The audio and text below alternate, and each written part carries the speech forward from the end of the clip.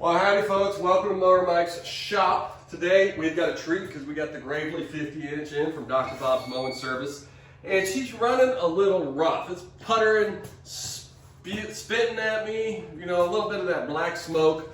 Now, if your mower is not running great, I guarantee you 9 out of 10 times what's going on is the carburetor. Because the culprit is this crap gas the government's forcing down in our engines. It's full of corn husk and ethanol and all sorts of crap, and it clogs up these carburetors if it just sits in there for a month. So today I'm going to show you real quick on how to pull the carburetor off. We're going to clean it, throw it back on there, and get this mower back to running. This is super easy on this Kawasaki. This is one of my favorite motors to work on. So with that, I'm going to stop wasting your time. Let's zoom on in and take a look at it.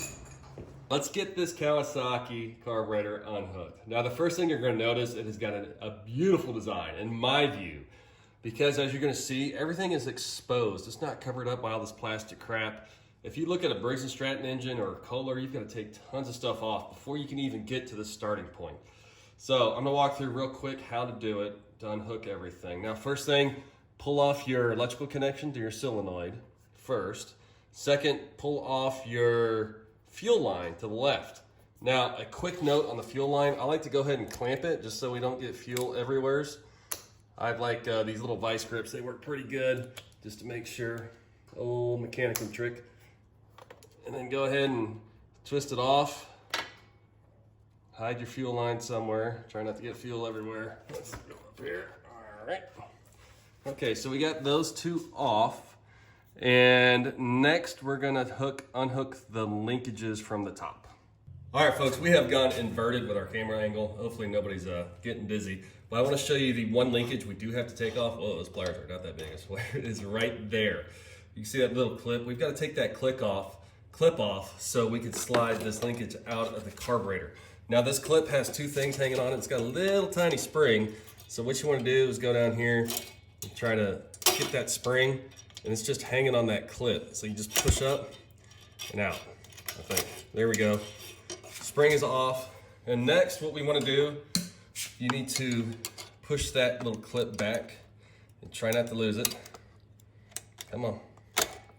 Like so. And once that clip is off, try to bend it back like that. All that clip does is hold that bar in there. So once you have the spring off and the bar, check this out. Booyah. That easy. All right, so now we've got everything unhooked from the carburetor, I think. And then we are going to unhook her. All right, I lied. There is one more spring. This little choke spring over here, unhook that from the top, and that will just slide down. That's to hold your choke down. All right, so now we got everything unhooked. As you can see, everything's still gonna stay hooked up. All your throttle connections, it's all independent right here. So now we just have to unbolt everything. Now, these are 10mm bolts, and the first one you're gonna do is over here to the right, because you do have to unhook this this plate. Try not to lose your bolts. Next, come over here. Boom, boom. And then you're gonna take this little grounding strap off. Take this guy off. Hang on, if this works out as planned, this could be beautiful. All right, so that's off, that's off, that's off. Next, you're gonna pull this off. This is your little intake thingy. And look at that, it slides all the way off. That goes into the carburetor. We'll mess with that later. No, it goes into the intake.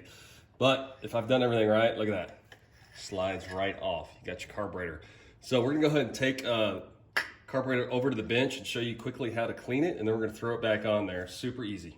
All right, folks, now that we got the carburetor off the Kawasaki, I'm just gonna go through a very simple, quick cleaning procedure to get all the gunk out of this carburetor. Now in the past, I would have suggested just buy a new one on the Amazon for the cheapo Chinese jobs, but those carbs suck lately. I don't know what's going on in China, but apparently they're not metering their carbs right, and they make them with leaky gaskets. So with that, first thing to do, it's just one screw. This is a very simple carb, very easy to rebuild. So all you do is you unscrew this plunger thing here. Now if it's stuck, sometimes you can get a little pair of needle nose in there and get it right there and just unscrew it. Now what this does, it's an electronically activated plunger that when you turn the key off, it plunges this little thing up, and it plunges and seals where it will not let the main jet get any more gas. The reason it does that is because if it keeps getting gas and you turn the fuel off, that's when you get backfires. So this is very important, but just discard that for now.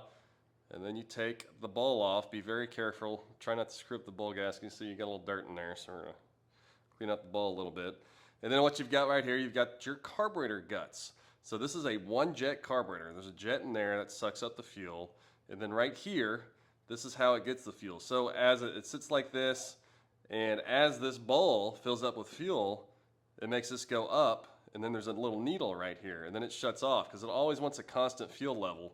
So as you're gonna hear, you wanna check and make sure that fuel is getting in there through that needle. A good way to check is just to blow on it. You hear that? It's getting it. And then when you push up, it should shut off just like that. Now you can try to get this pin out of here and clean off behind there if you're not hearing anything, but I always just keep it simple for this video. I'm just gonna shove a little carb cleaner in there. And you wanna make sure it's coming down. And then also, I always, if you have compressed air, give her a shot. All right, so that's clean. Now, the next main thing you need to clean, I don't know if you can see in there, but there is a jet deep in the bowels of that sucker. Now this jet has a little slit in it, which will allow you to get a flathead screwdriver on her. Now you want to get one that fills up this hole as much as possible because it can be a little tight getting in there. And then you just unscrew the jet. You can do this with the jet in there. I like to unscrew it, especially for TV. All right, take this sucker out. So this is where a lot of your clogs are going to be. Whoa, hang on to the jet. Let's see here. So if you look at it, actually this one's actually pretty clean. You want to be able to see all the way through it just like that. Now a lot of times I'll just go through with a little carb cleaner, see if we can get a good shot. Make sure to wear some eye protection. Look at that, that's looking good. A little carb cleaner, a little air. That jet is clean, these pipes are clean. Then I go through a little carb cleaner through there, through the guts of her. Just all around, you know, get some of the gunk off. And then I always like to hit a little compressed air. Guys, and I love this carburetor. If you look at Briggs & Stratton carburetors these days, they're full of a bunch of plastic crap and pretty much impossible to clean or replace. So that's why I am a fan of the Kawasaki carburetors. And once they're all cleaned out, all you do, when you screw them back in, make sure the slit is facing down. And you screw that sucker back in there, like so. Alright, come on down in there. And a lot of times, if you're just running lean and your engine's not running right, especially on these Kawasaki's, this carburetor is so easy to take off. I do suggest just take it off, take a look, clean up the carb. And on your bowl, now, I have a lot of issues with these bowl gaskets, so I'm gonna try to leave this on here. And also, don't hit the bowl gasket with carb cleaner, because carb cleaner causes these gaskets to shrink and expand. So a lot of times I just do a little WD-40 on it and get in there and try to clean them off just very gently. Unless you want to go buy more gaskets, which I don't feel like doing. I've spent enough money on this lawnmower. Alright, and then just kind of clean the gunk out of there. Like so. Whoa, whoa, whoa, see that bowl gasket? Ah, dang it. Alright, and then I'm just gonna slide her back on there and try to get that bowl gasket around the edge. Come on. There we go. Come on, baby, go home. Go home. All right, that's good enough. And then all you do is screw that sucker back on there. So that's easy. You really don't even need a new gasket set. I mean, it's always suggested. I'll go ahead and put a link to one below. But that's how I'm going to do it with this carburetor. And we should be good to go. Now at least we know this sucker is clean. And I'm going to go ahead and probably should have cleaned a little. Golly, this gunk. I'm going to go ahead and do a little better cleaning, actually. So you can see. I'm not exactly a perfectionist. All right, so she's cleaned. We're going to go ahead and strap her back on the Kawasaki and get her lit up. All right, gang, we got the carb all cleaned up, the old Walbro, so let's go ahead and install it. Now, the first thing, make sure to put a gasket. This is your intake gasket, very important. Put that on there first. You can reuse the old one. Me, I actually got one of those Amazon crappy carbs that didn't work out, so I stole all the gaskets off that. All right, next for your carburetor. Now to make sure you put it on right, their little black thing's gonna be on the right, and the fuel intake's gonna be on the left. All you do is you slide that sucker on there like so. And then the next step, you're going to put your intake back on. Now, if your little tampon looking thing like this came out, all it does is slide in there. Just make sure you turn it because there's a little nipple on it, and then it's gonna sit all in there. So make sure that's on there, and that's gonna slide into your breather tube right here. So when you pull it up, just make sure, hang on. Make sure you got your gasket, where'd it go? Make sure you got a gasket right here. This is your intake gasket. It's got a little square. Nope, that's not right. Square like that, maybe, come on. There we go. A little square thing, so that little tube there can go like that. You can see I'm very, very knowledgeable in this whole situation. Trust me, folks, it's gonna work. I've done this a few times. So you slide it on, make sure your big nipple goes in there, put on your hose clamp over your breather tube, and that's it. So then next, we're just gonna go ahead and start hooking stuff back up. For example, your fuel line there. Go ahead and hook her up like that. Don't forget your hose clamp right there. Don't forget down here, you can turn that thing to your heart's content. Make sure to plug in your solenoid. That's always pretty important. Like that. Then make sure to put your grounding strap right there. It's obviously not gonna stay.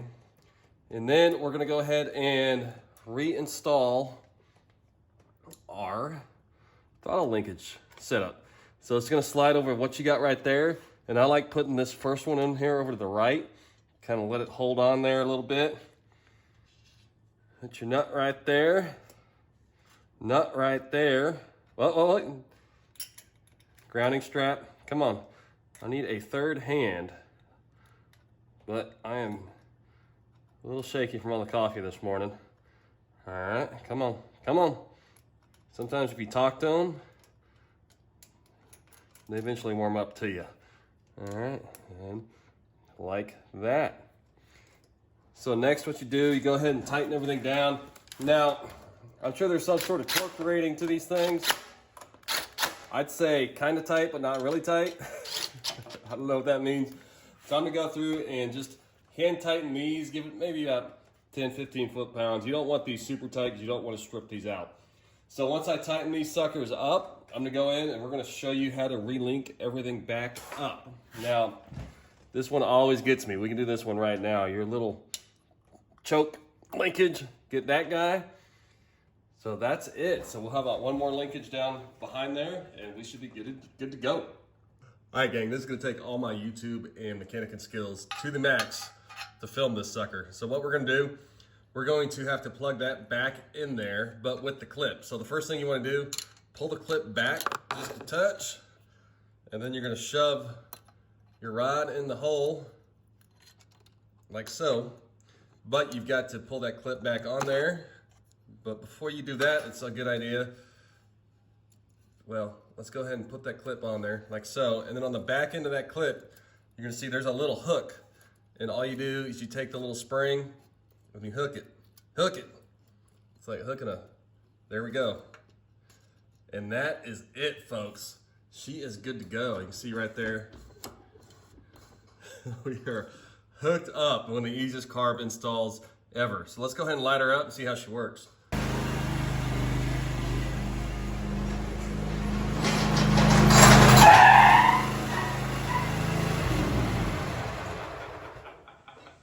Through the air brakes on, she ran right past.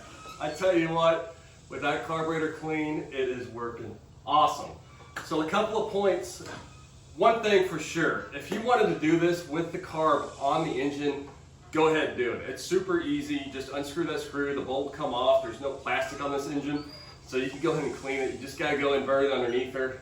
And also, to reiterate, do not buy these Chinese carburetors on Amazon. I actually put one on here and they're just, none of them are jetted right. But what you can do is that if you buy one of those Chinese carburetors, you can use all the gaskets in the carb and off the kit, throw them on your original carb, and you've got all new gaskets, which I do quite a bit because you can get those carburetors in within a day, and the actual carb kits are a lot harder to get. So just a little pro tip or something I've learned by screwing up a lot of things. So with that, Thanks for joining me. This one was a lot of fun. Hopefully you get that carb cleaned out and just get her back going. And if you have any other issues, specifically with this Kawasaki motor, trust me, I'm gonna put my playlist down below, from nuts to bolts to lube. I mean, I've got the whole dang thing covered. We got a whole online repair manual. So with that, all right, get back out there to mowing and have a little fun.